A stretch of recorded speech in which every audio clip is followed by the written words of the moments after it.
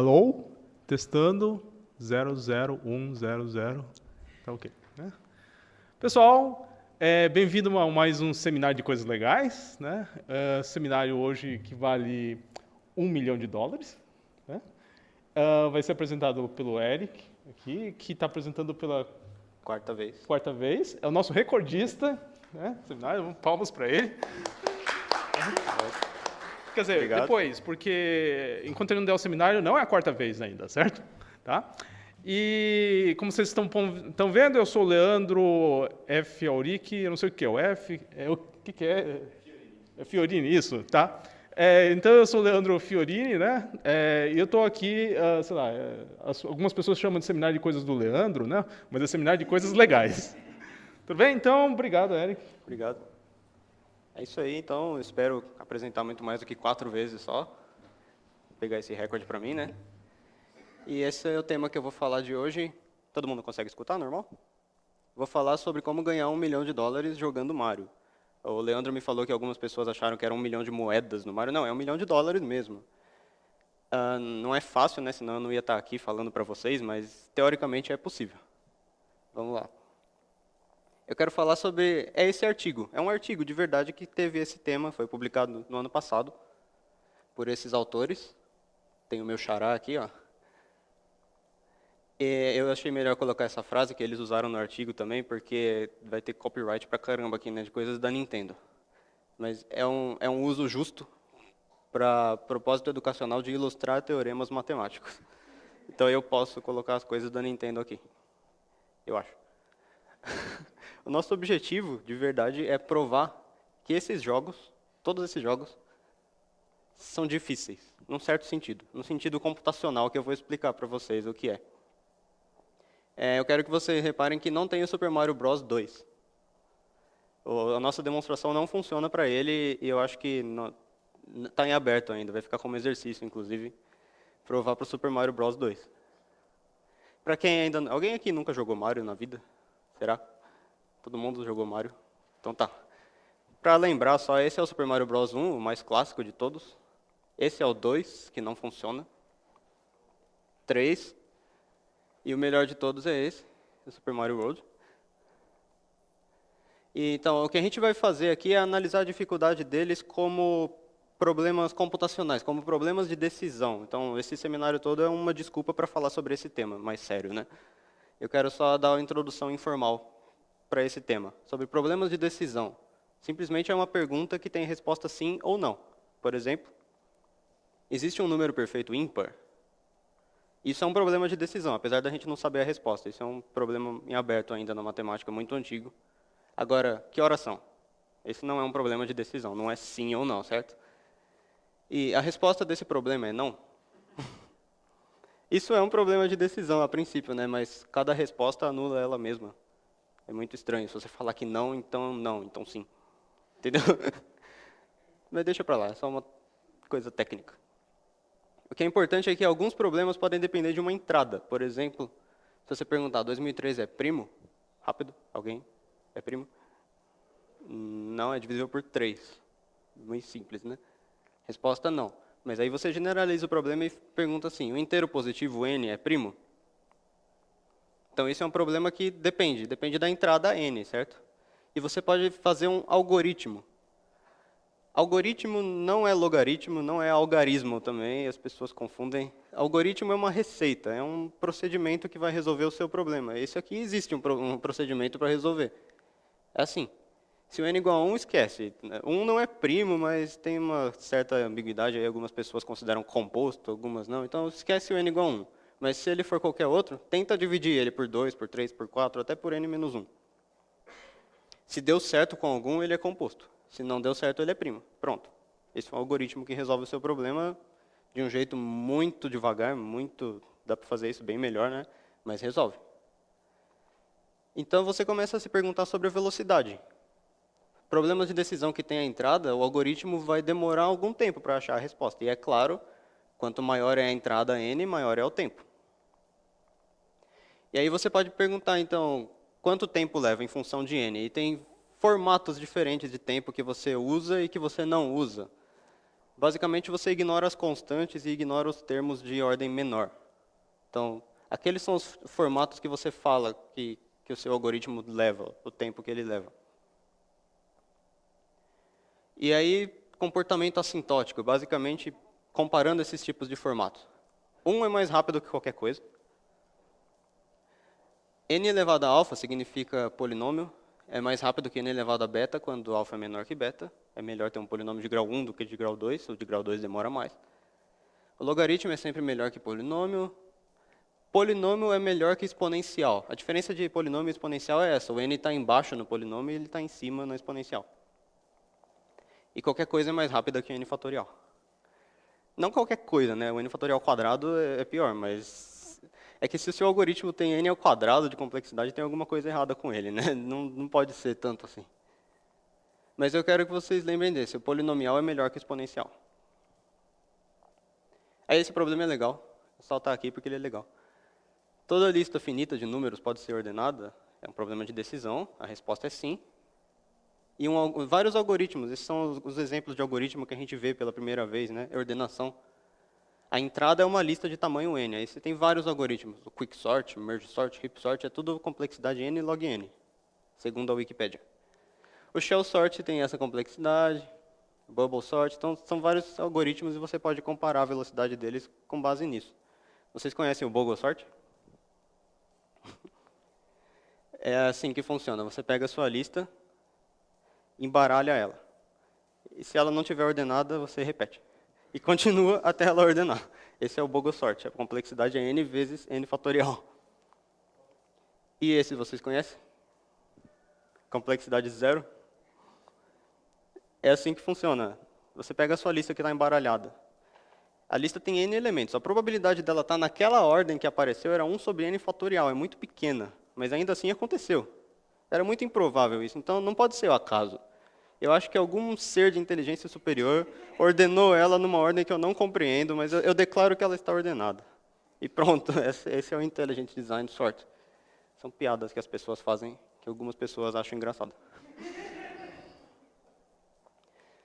Tá, vamos falar das coisas daquele NP hard que aparece no título. Você tem os seus problemas de decisão. A classe P dos problemas são os problemas que podem ser resolvidos em tempo polinomial. São os problemas que você resolve rápido. Aí tem a classe NP. A maioria das pessoas pensa em problemas não polinomiais, né? Mas não tem nada a ver com isso. É o não determinístico polinomial. É uma coisinha um pouquinho mais complicada. São problemas que verificar se um certo candidato é mesmo uma solução é rápido, é um tempo polinomial. Então, informalmente, o P é um pepino que você resolve muito rápido. O NP é um pepino que talvez você não sabe nem resolver, mas você consegue rapidamente dar o pitaco na solução dos outros ou concordar com ela. É um problema que você tem um candidato à solução, você quer verificar se ele é a mesma solução, isso é polinomial. Então, é claro que o P está contido no NP. Se você tem um problema em P, aí você quer saber se é rápido verificar se uma solução é mesmo uma solução. É rápido, você só resolve o problema, porque resolver ele já é rápido, você está em P. Você é muito bom, então você não precisa nem saber a solução do cara, você só resolve ele e compara. Então, isso vale. Mas será que P é igual a NP? Esse é um dos 7 problemas do milênio. Um instituto, não sei qual lá, fez uma lista no ano 2000, acho, dos 7 problemas muito importantes e muito difíceis de matemática. E esse é um deles, cada um deles vale $1 milhão. Então vocês estão vendo onde eu vou chegar com isso, né? Até hoje só um problema foi resolvido e o cara não aceitou o prêmio. Então esse negócio de P igual a NP é polêmico, é uma coisa muito filosófica. Eu achei essa citação aqui que eu gostei. Se o P fosse NP, o mundo seria um lugar muito diferente do que a gente acha. Você não ia ter valor especial nos saltos geniais. Não tem nenhuma diferença entre resolver o problema e reconhecer a solução. Então, todo mundo que consegue apreciar uma sinfonia seria Mozart. Todo mundo que consegue seguir um argumento passo a passo seria Gauss. Não sei se isso é forçar demais, né? Talvez ele seja, todo problema NP seja P, mas o polinômio que resolve ele seja muito grande, muito complicado. Então, é mais filosófico, talvez não tenha aplicações tão práticas assim, se P fosse igual a NP, mas seria uma coisa muito legal de provar. Mas eu não vou falar de P igual a NP, porque isso já foi um tema do seminário do Murilo. Vou continuar falando sobre duas classes. Tchau, Leandro. Tem engano. É preciso de mais duas classes de problemas. NP-hard é um pouquinho mais difícil de definir também. São problemas não só de decisão, não precisam nem estar dentro do NP, mas eles podem ser usados para resolver os problemas de NP em tempo polinomial. É um problema tão poderoso que qualquer problema de NP se reduz a ele. Esse é o NP-hard. Então, num certo sentido, ele é muito mais difícil que todos os problemas de NP.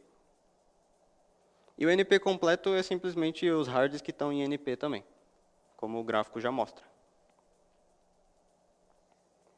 Então é isso, os problemas NP completo e NP hard são considerados mais difíceis que todos os problemas NP. Porque qualquer problema NP se reduz a eles em tempo polinomial. Essas são as classes de problemas que a gente vai lidar hoje. E esse é o problema específico que a gente precisa, o 3-SAT. O nome desse problema é 3-SAT. Eu vou começar com um exemplo para entender melhor como funciona o que é o problema 3-SAT. Você tem 12 amigos, eles vão montar uma pizza. E eles têm que fazer uma lista com as preferências com respeito aos seguintes ingredientes: tomate, frango e catupiry. Eu não sei por que todos os meus seminários têm uma pizza. Eu não gosto tanto de pizza. E o problema é decidir se tem uma pizza que agrada a todos eles. Então, suponha que a lista de preferências é essa. Quem já fez a Olimpíada de Matemática sabe que isso é uma tradição. Quando você tem problema com pessoas, você vai chamando elas de Arnaldo, Bernaldo, Cernaldo e assim vai. Só que eu acho que eu nunca tinha chegado até o Lernaldo. Inclusive, tem repetição nessa lista aqui, mas o importante é esse ou, são alternativas. Eu não vou usar o laser aqui, que eu acho que o pessoal do YouTube não consegue ver. Esse ou. Então, não é uma lista que você faz como a gente faz normalmente com E. Você não gosta disso, E, não gosta disso. Você faz com ou. Então, quem está vendo no YouTube, pausa o vídeo aí. Na verdade, espera eu terminar de falar e pausa para tentar resolver o problema. Mostra que existe uma solução e a solução única desse problema é essa aqui. Essa é a deliciosa pizza que eles vão ter que comer sem frango, sem tomate, sem catupiry. O 3-SAT, então, é isso. É o problema de tentar satisfazer todo mundo, sendo que cada pessoa tem 3 alternativas, por isso é o 3-SAT, e ela fica feliz com qualquer uma das alternativas. O SAT vem dessa palavra em inglês, que quer dizer satisfazibilidade, eu acho, o fato de uma coisa poder ser satisfeita. E não tem nenhum tipo de restrição prática sobre as alternativas, desde que sejam 3, separadas com ou, pode ser qualquer coisa. O que eu quero dizer com isso é o seguinte: pode ter o cara topa tudo. Olha aqui, ele botou o milho aqui só para cumprir tabela, só porque precisam ser 3, porque as outras duas é com presunto e sem presunto. Ou sem presunto. Então, qualquer pizza ele come. Esse cara não tem problema nenhum pra gente. Se tiver presunto, ele come, se não tiver, ele come. Pode ter o cara chato, com atum, ou com atum, ou com atum. Ele usou as alternativas dele para garantir que a pizza vai ter atum. E pode ter o cara não tão chato assim, sem atum, sem atum, sem atum. E aí observe que se tiver esses dois ao mesmo tempo, a sua pizza não é factível. Não vai ser possível. Então vamos formalizar o 3-SAT. O 3-SAT é o problema de decidir se uma fórmula booleana nesse formato é factível. Vou explicar. Esse símbolo V quer dizer ou, o outro quer dizer e. Cada x, y, z, i se chama de literal. E a reunião dos 3 aí é uma cláusula. Então você tem várias cláusulas, cada uma com 3 literais. Basicamente é uma coisa desse tipo. Então é assim, você tem várias variáveis, A1, A2, A3, são os ingredientes da pizza. E cada variável pode assumir um valor, positivo ou negativo. Você colocou o ingrediente ou não. E aí, as literais, que tem cada um lá em cima, podem ser as positivas ou negativas. Esse símbolo aqui significa não AJ. Então, é o cara com atum ou sem atum. É isso daí. O valor de cada literal é determinado pelo valor da variável, né? Se eu coloquei atum e o cara estava falando sem atum, o valor dessa literal é não.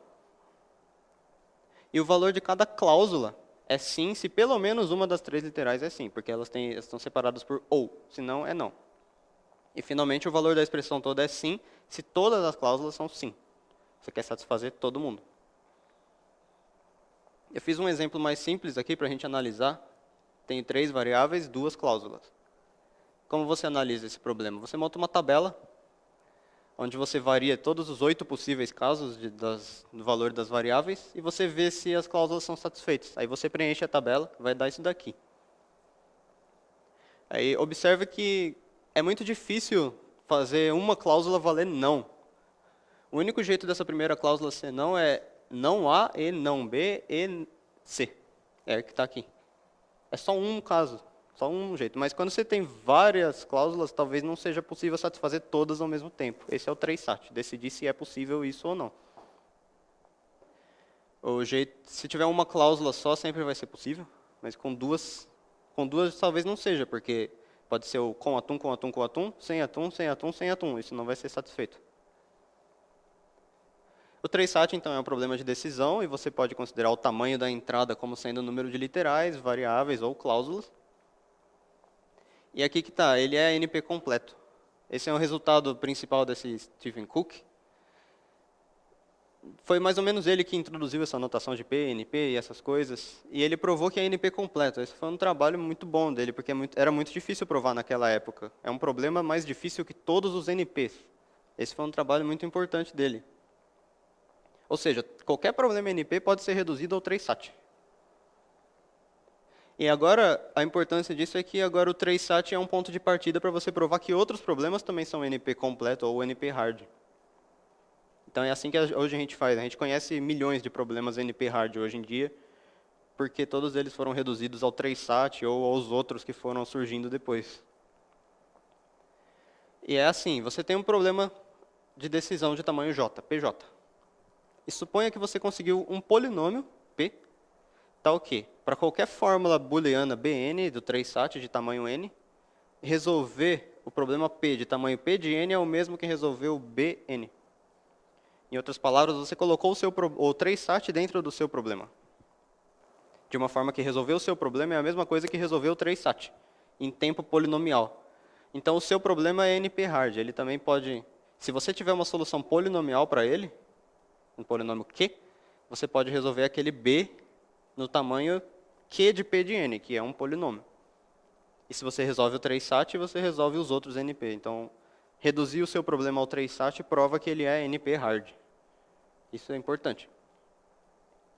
Eu achei um livro que tem a demonstração desse resultado do Cook em umas 7 páginas, eu acho. Talvez dê para ler. Eu não tentei ainda, mas não deve ser tão difícil. Depois de 40 anos, ele foi simplificado, né? Mas é difícil. A única coisa, o 3-SAT talvez não seja polinomial. Uma conjectura disso, na melhor das hipóteses, ele é exponencial. Certamente ele está em NP. Se eu te der um candidato à solução, se eu te der a pizza, é muito fácil você decidir se todo mundo gostou dela ou não. Ele é NP. Mas por que ele é exponencial? Um possível algoritmo é testar cada possível valor das variáveis. Se são m variáveis, você vai testar 2 elevado a m casos, exponencial. Agora, decidir se ele é polinomial. Se você provar que ele é polinomial, então P igual a NP. Porque ele é mais difícil que todos os NPs, e mesmo ele é polinomial. Agora, se você provar que ele não é polinomial, então P é diferente de NP. Porque ele já está em NP. Se você provar que ele não está em P, então qualquer coisa que você deduzir sobre o 3-SAT vai resolver a questão do P igual a NP. Infelizmente, a gente não sabe nada sobre ele. Mas então chega, vamos falar do Mário, finalmente. Nós vamos atacar, segundo o artigo lá, esse problema. Uma dada fase do Mário é possível? Esse é o nosso problema. Não quero nem saber como passa, eu só quero saber se é possível passar. E é claro que eu não estou falando só das fases que já existem, né? É uma quantidade finita de fases e todo mundo sabe que é possível. Então, se fosse só elas, sim. Eu estou falando de uma fase genérica. Então, essas são fases fáceis que tem lá no Mário. Todo mundo deve lembrar. Já algumas são mais difíceis. Mas todas essas aqui são possíveis. Eu quero saber sobre uma fase genérica. Por exemplo, essa fase aqui não existe, mas ela é possível. Certo? Essa aqui também é possível. Só é um pouco mais difícil, mas é possível. Já essa daqui não é possível. Esses bloquinhos não podem ser atravessados, certo? Se alguém lembra disso.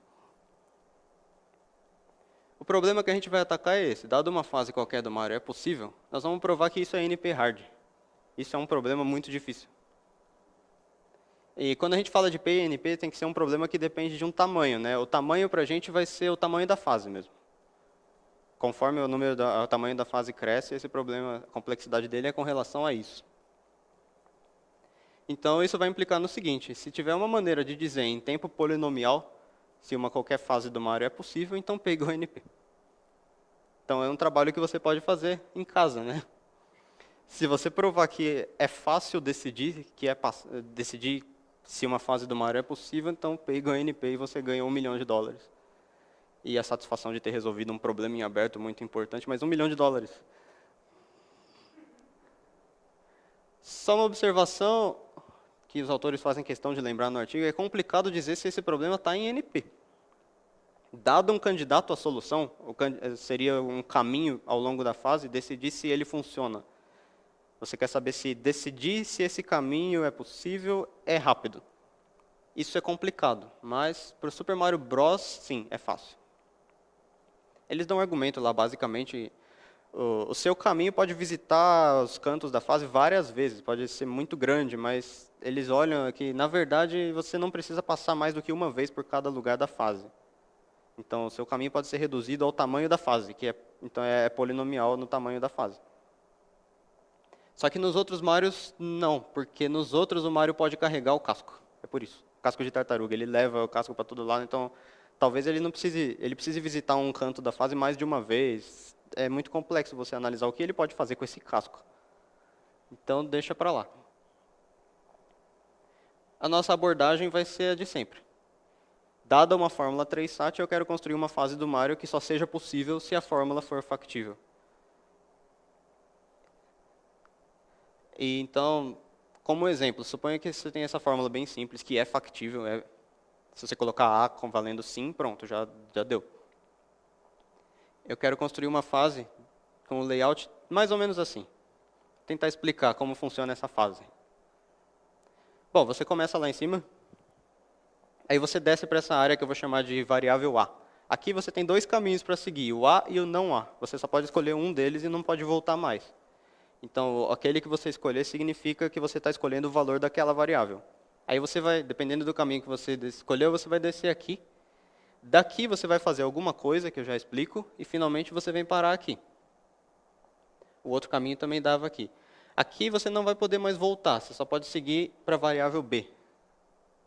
E você vai fazendo isso. Do B você escolhe um valor para ela, faz alguma coisa e volta, vai para o C.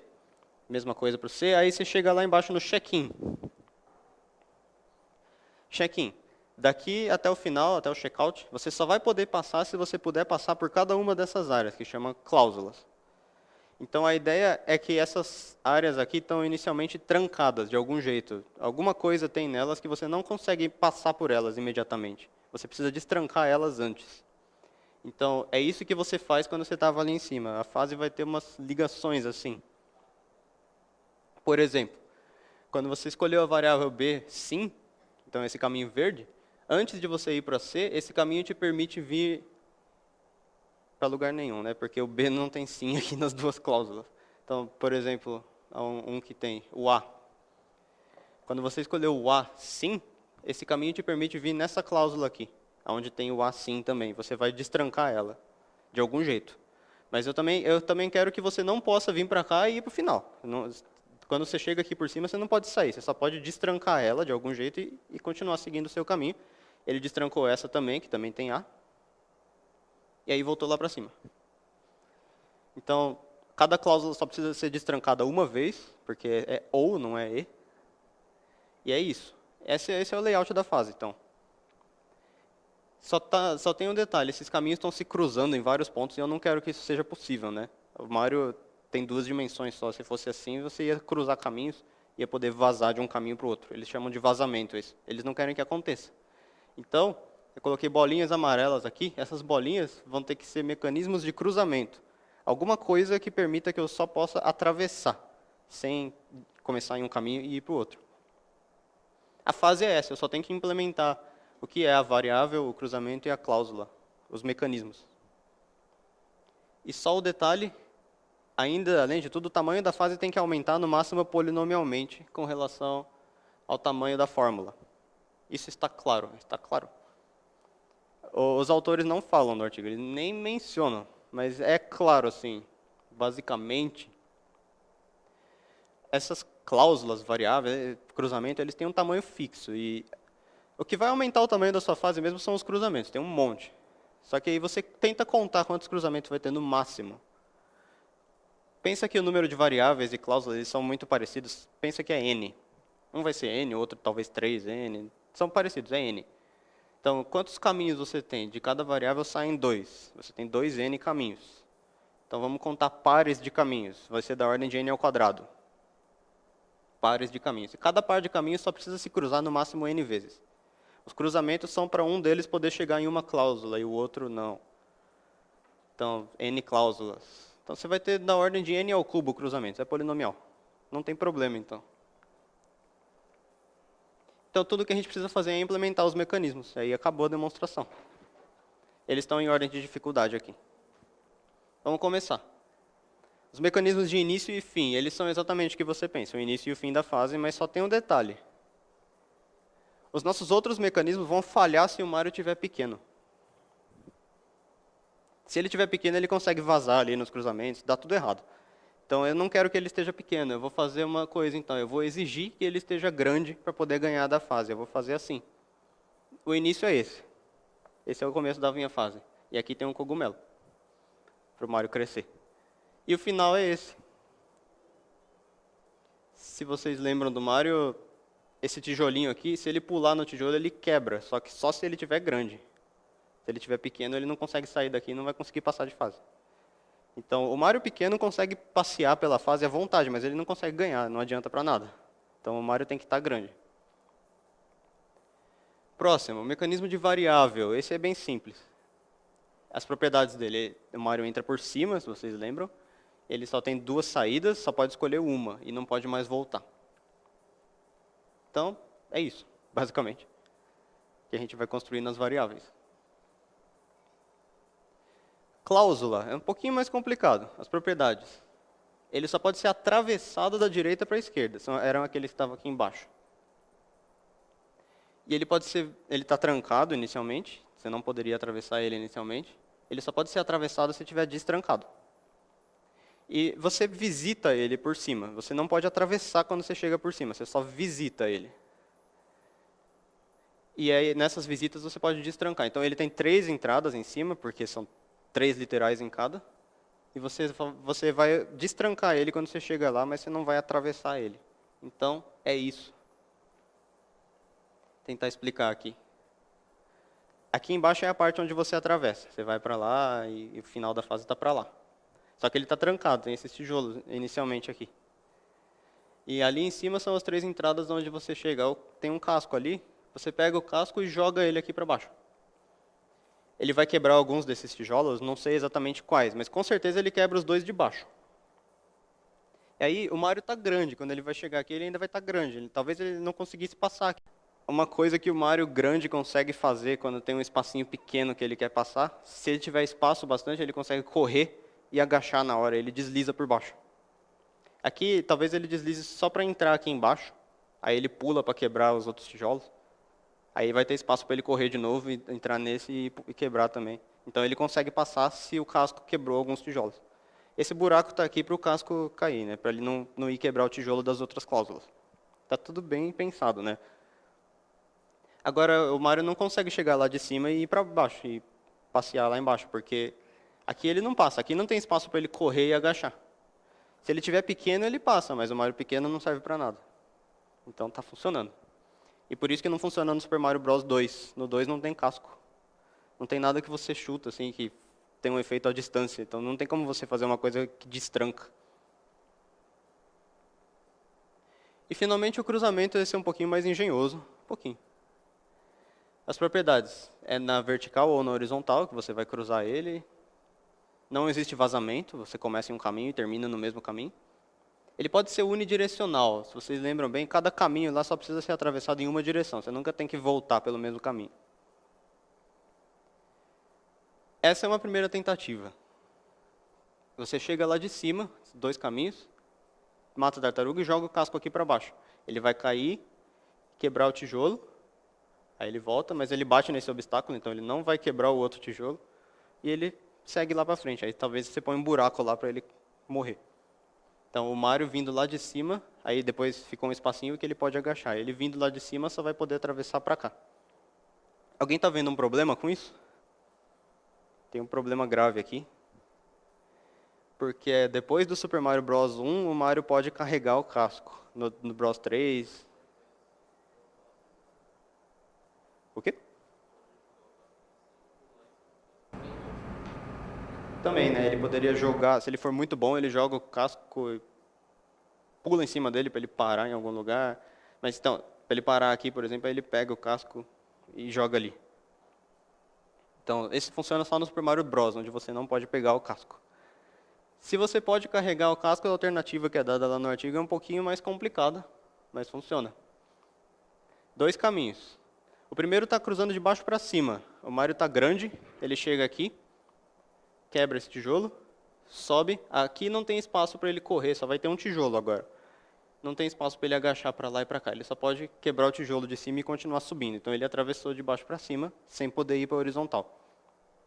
E se o Mario chegou do lado de cá, ali em cima tem uma abertura, tá vendo? Aqui não tem espaço para ele agachar e ir para lá. Então ele precisa encostar no bicho antes, aí ele fica pequeno. Só para ele poder passar aqui. Agora que ele está pequeno, ele não vai poder quebrar os tijolinhos, ele só pode seguir em frente.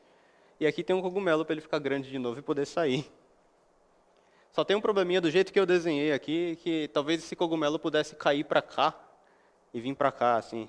Aí você pega o cogumelo aqui e deu pau, né? Mas aumenta um pouquinho, coloca o cogumelo mais para lá e funciona. Então esse também não tem vazamento. Ele vai da esquerda para a direita e de baixo para cima. Se você precisar, por acaso, atravessar da direita para a esquerda, é simples, você espelha a construção. Eu literalmente espelhei a construção. Eu não queria desenhar tudo de novo, mas vocês entenderam. Só que se for de cima para baixo, aí complicou. Esse aqui não funciona de cima para baixo.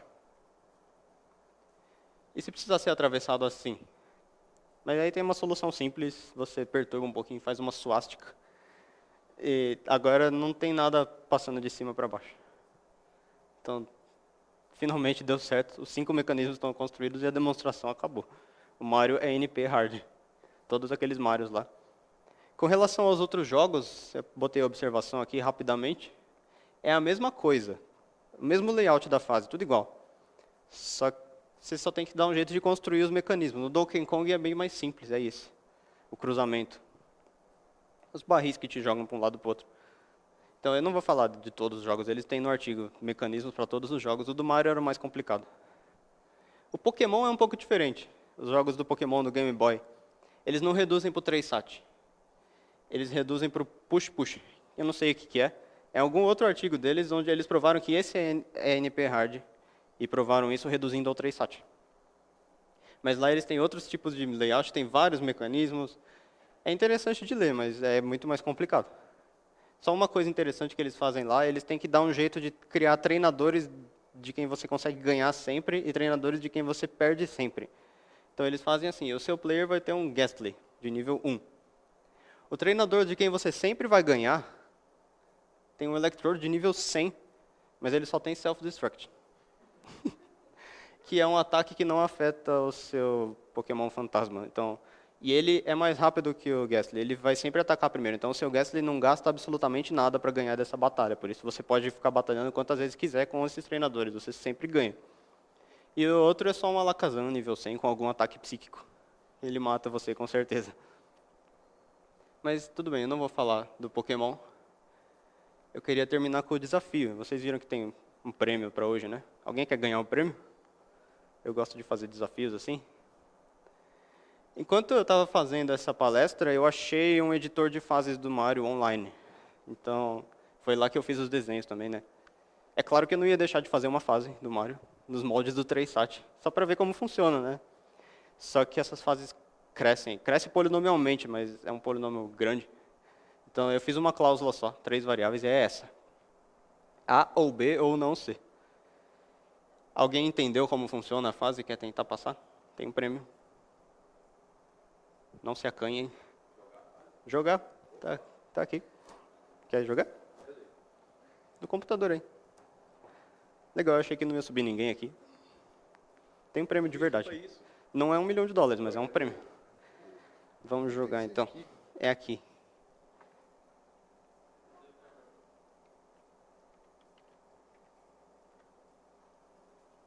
Tá aparecendo, né?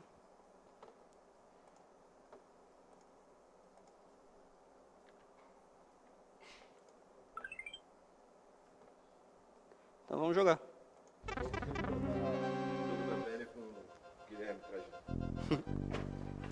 Bom, é só nas flechinhas se você se mexe. Só tem uma coisa. Não, algumas coisas. Esquece que tem aquele cogumelo extra lá, eu não sei como tirar ele, mas faz de conta que você não tem. E... Tá, então agora não pega esse. Aí tinha o cogumelo. É só nas flechinhas, a flechinha pra cima. Eu vou te explicando, peraí. Essa aí é a variável A. Essa é A, essa é A? Isso, essa é A e a outra... A cláusula é A, B, não C. A primeira é A, a segunda é não A. Se você escolher A, você destranca a cláusula. Legal.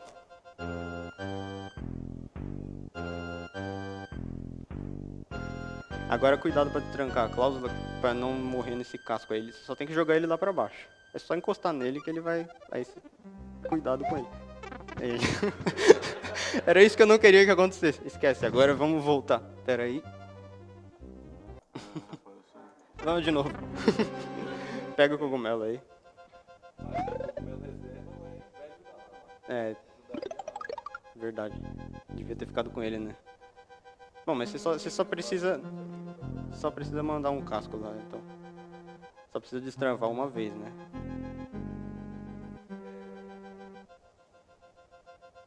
Cuidado. De novo. É o último. Agora vai. Pô, não dá pra... Vai, eu te dou. Você tem até as 2 horas. É. Só tem essa fase. Só tem essa fase.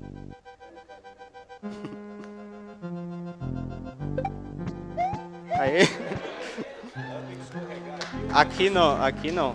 O casco foi lá pra baixo. Você continua lá pra cima, no único caminho que tem, que é esse aí. Isso. Não, ali dava, né? Mas não devia dar. É porque eu construí a fase errada, né? Não devia dar pra passar ali embaixo. Bom, aí... É o único lugar. Então você chegou agora na variável B. Aqui é B e não B. Então, já destravou, né? Tanto faz agora. A mais fácil era a outra. Aí vai ter um casco de novo, mas você já destravou, não precisa fazer nada. Bom, destravou de novo. Destravou 2 vezes, só pra garantir, né? Esse eu acho que você vai morrer ali no cruzamento, né? Talvez você vai morrer no cruzamento. Confio em você, hein? Sei. C e não C. Você vai no não C. Cuidado com esse bicho. Se você encostar nele... você tem que encostar pra você ficar pequeno, mas só uma vez. Vai, aí você passa... Esse foi o cruzamento, né? Pega o cogumelo e continua. Ali foi um cruzamento. Era o único que tinha na fase. Aí vai dar no casco, não precisa. Certo. Já foi destravado. E aí você segue em frente. É apertado, né? Essa fase é factível. Isso tá aí agora porque eu pensei, você pode carregar o casco até o final, né? Isso daria um problema. Dá pra carregar assim também? Então ainda tem problema. Esse é o check-in.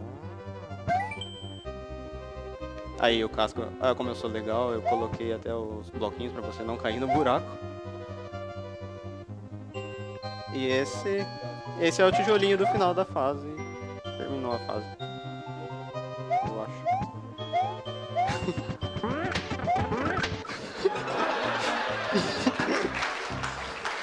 Eu te dou o prêmio. Pode pegar o prêmio de consolação aqui. Pode pegar o prêmio de consolação. Um chocolate do bandejão.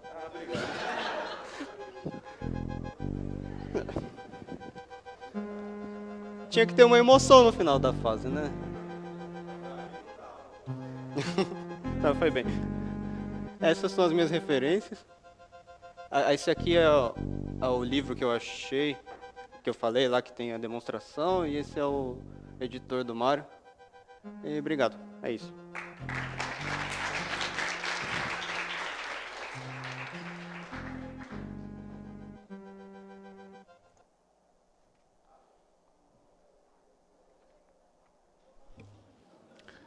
E aí, pessoal? Perguntas? Comentários? Diga. Quer jogar também? Você tem que fazer, né? É, tem que fazer. Na verdade, tem uma trapaça que eu fiz ali. Quando você joga o casco lá pra baixo, ele não destrava nada, não quebra nada, porque tá longe. O casco morreu. Eu que deixei quebrado mesmo. Você não precisava ter destravado nada. É. Bom, mas, sei lá, o link do editor é esse. Dá pra copiar lá no YouTube depois. Pra pegar o código, eu não sei onde que eu posso deixar o código. Sei lá, pode ser. Deixar no comentário lá. Tá. Ou na página do seminário? É mais fácil, na página do seminário. A gente pode deixar lá. Mais perguntas? Comentários?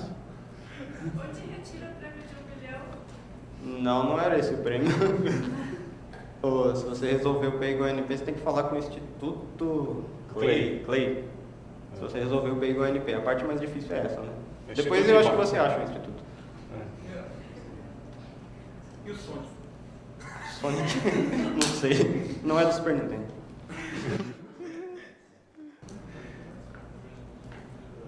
Mais perguntas? Então eu tenho uma pergunta. Você empurraria o Mario gordo? O Mario gordo. Não, coitado do Mario. Não, deixa o Mario lá. E o Luigi? E o Luigi? O Luigi pode.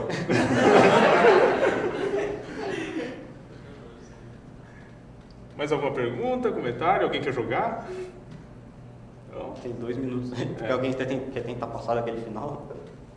Não, né? Não? Eu não consegui também. Então, obrigado, Eric. Obrigado. Então, aqui o certificado azul e o certificado laranja. Certo, obrigado. E agora você realmente é um recordista total. Legal. do Seminário de Coisas Legais. Então, obrigado, pessoal. Então, é isso. Semana que vem... Quem é? O Alisson vai falar sobre alguma coisa. Que deve ser legal. Tá certo? Então, obrigado, pessoal. A gente se vê aí semana que vem, então.